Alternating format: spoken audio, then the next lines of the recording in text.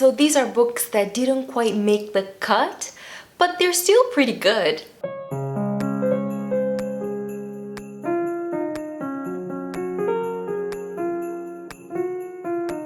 Hi, welcome back and welcome to another vlogmas video.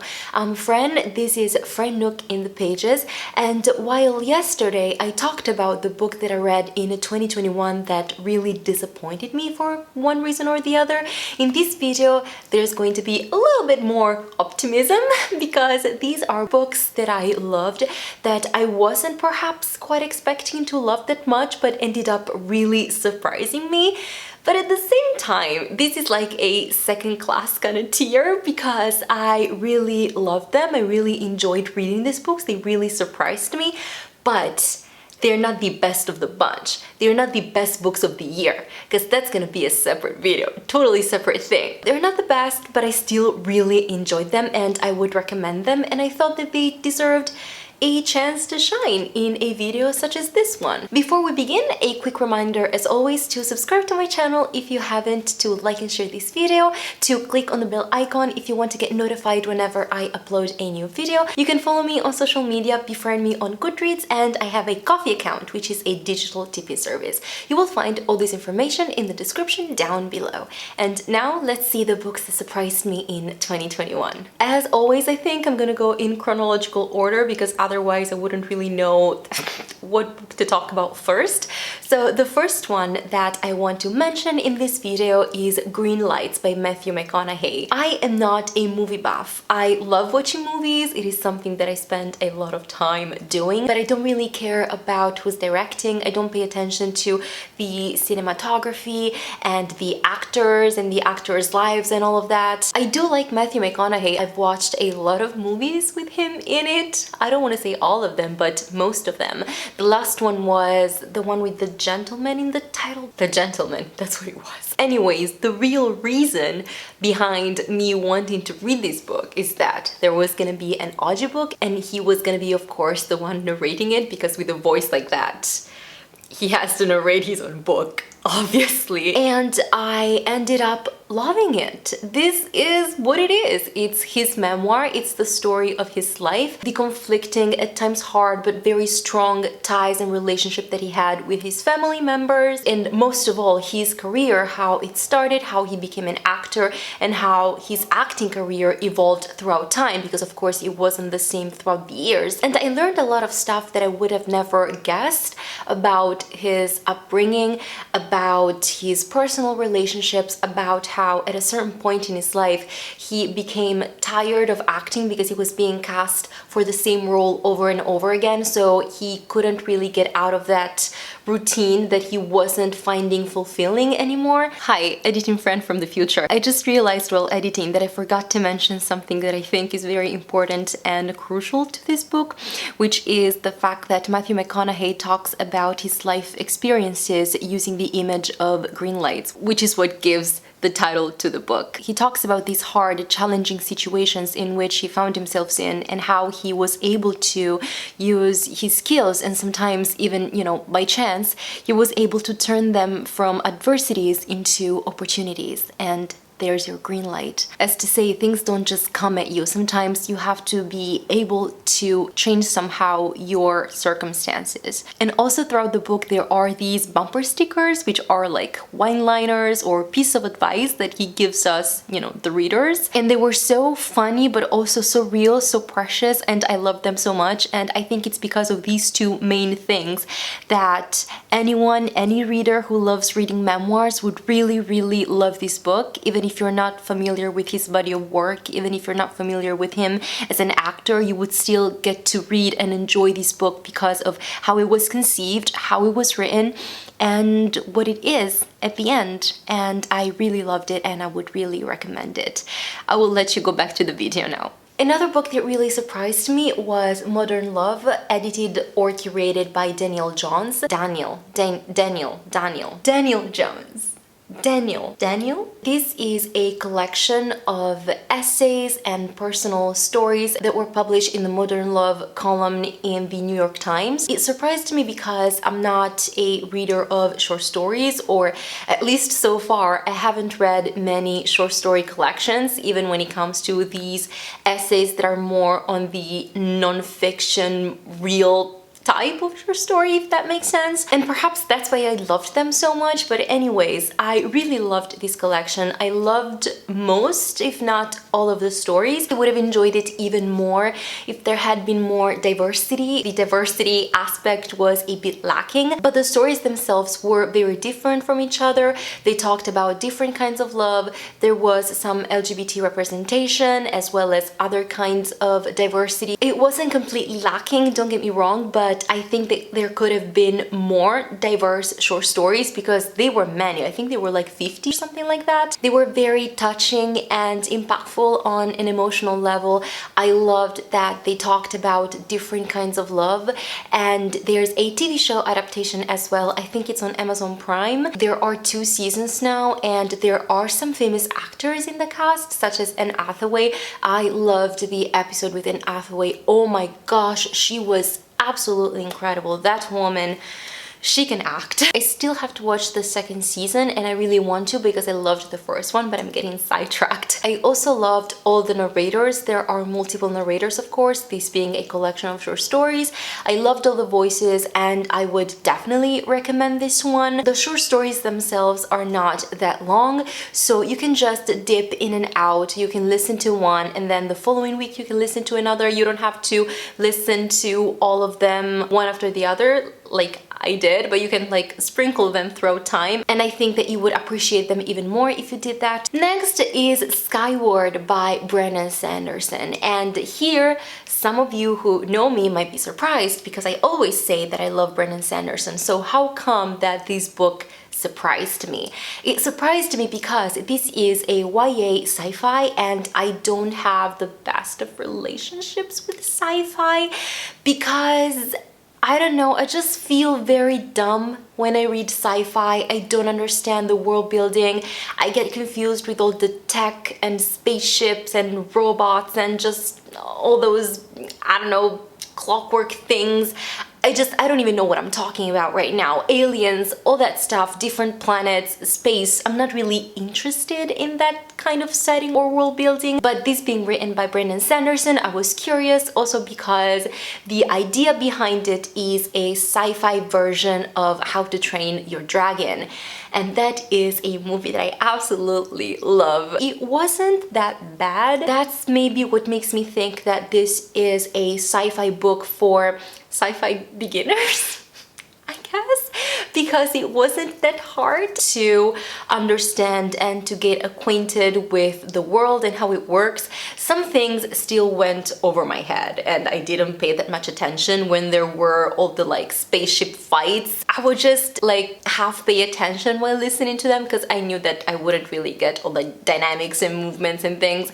But the story that accompanied all those fights was very interesting, and I ended up really enjoying it. I will try to do my best to explain it, but you will see how terrible I am with sci-fi. Basically, we have Spencer, who is our main character. She wants to train to become part of the DDF, which is the Defense Force something. It's kind of like an airship force, whatever. In this world, humans have escaped Earth for a reason that either wasn't said or I don't remember. And now they live on this other planet that is called Detritus. But they don't live on the surface. They live in tunnels and caves and cities built underground because they are constantly under attack by the Krell, which is this alien race. The pilots are the only ones who can live on the surface because they are the ones defending humans from the attack. With spaceships, of course. Our main protagonist, Spencer, she wants to become a pilot, but there are obstacles in her path because her father used to be a great pilot that was beloved and highly regarded and respected by everyone.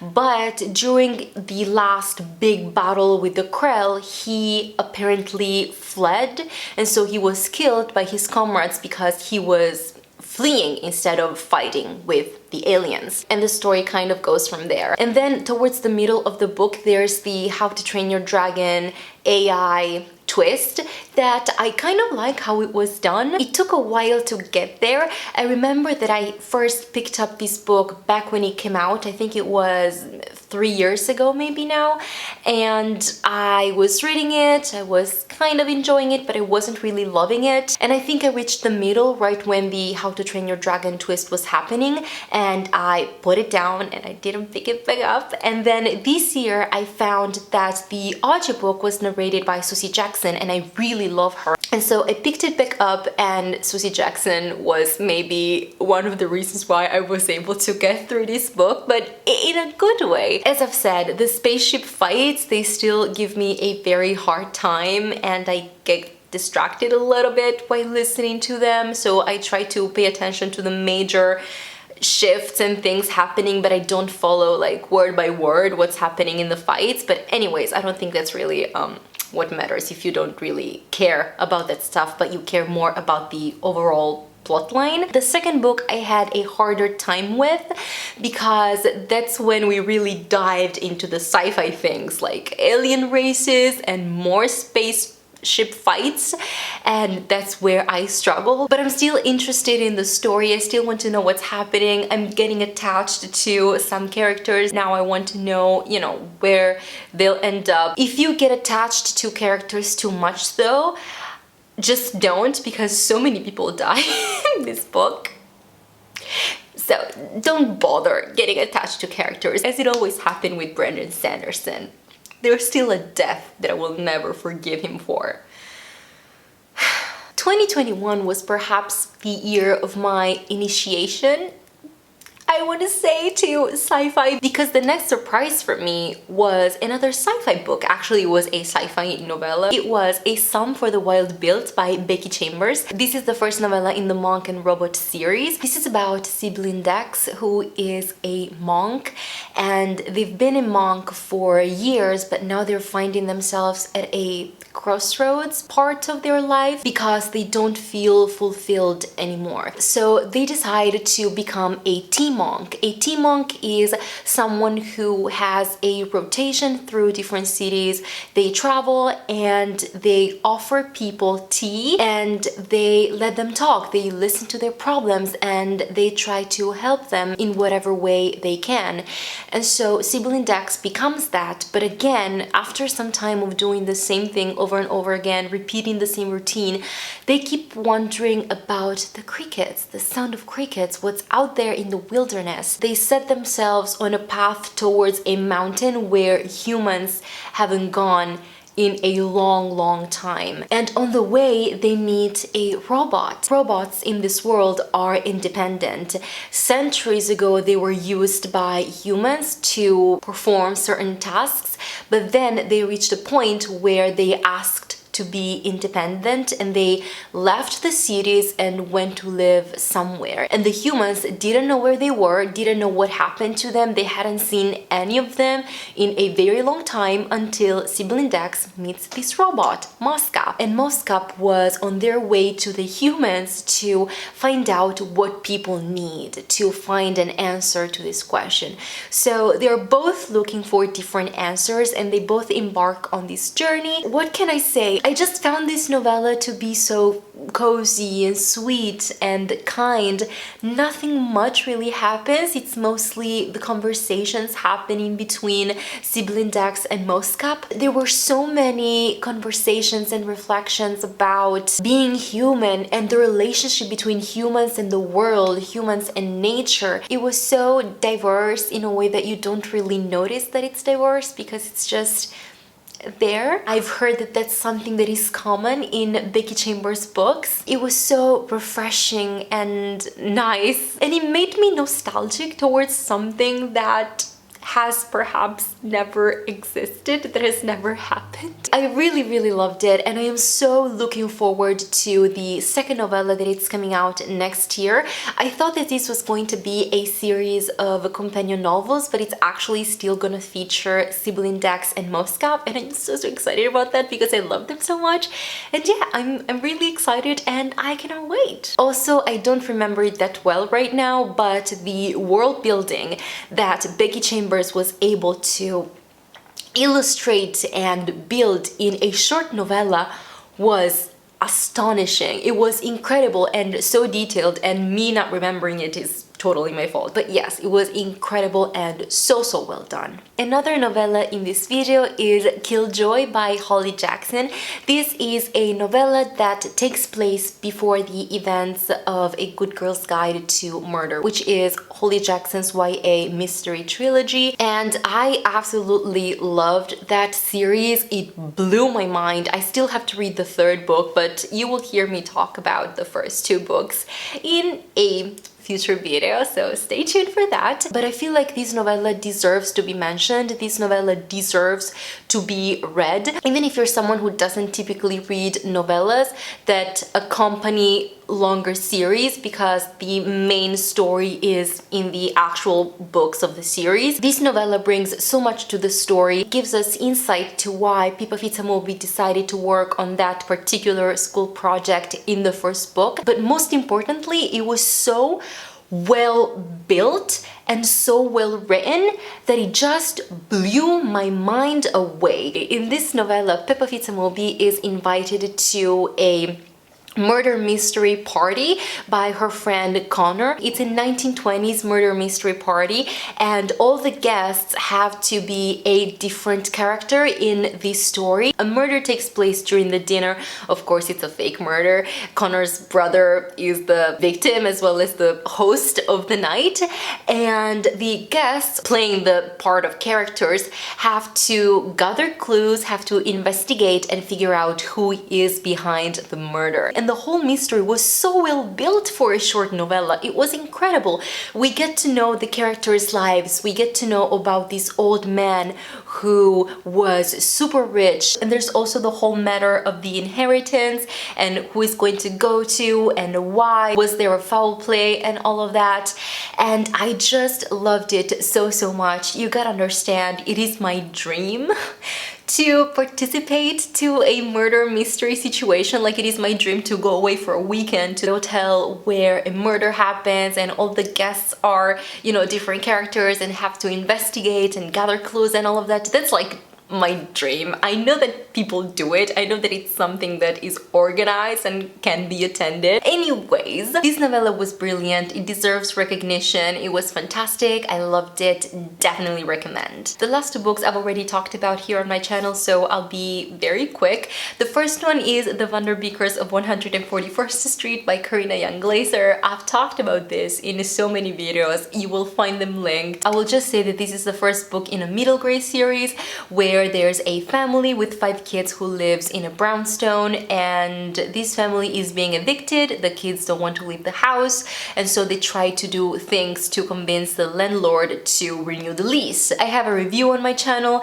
I recommended it as a Christmas audiobook, so you will find all these videos linked in the description and up in the cards. It was a surprise because I wasn't expecting to love it as much as I did, but I really genuinely ended up loving it, and so it was definitely a surprise of 2021.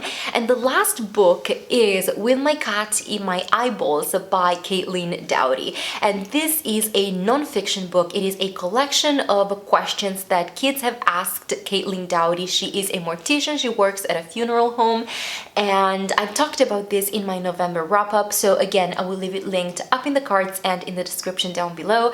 But I really loved it, and she talks about it in a way that won't scare kids, that won't scare people who are afraid of death. She just tries to make the reader more familiar with the idea of death so that it doesn't have to be as scary, and I was surprised to love it as much as I did, because I'm one of those people who, even though I watch a lot of crime shows, detective shows, and all of that, just thinking about death like in a more realistic way, in a way that concerns me, it just makes me so anxious. It gives me anxiety. I really have a hard time thinking about it, and I feel like in this book Caitlin Doughty tries exactly to fight that.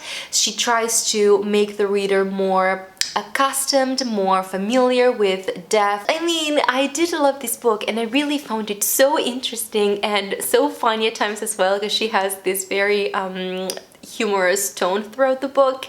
And yeah, I think she partially nailed it. She partially accomplished her goal, because I really enjoyed the book. I wasn't anxious while I was listening to it, and that is definitely a step forward, because I would have never guessed it. I would have never thought so. So these are all the books that I read in 2021 that surprised me, that I wasn't expecting to love as much as I did.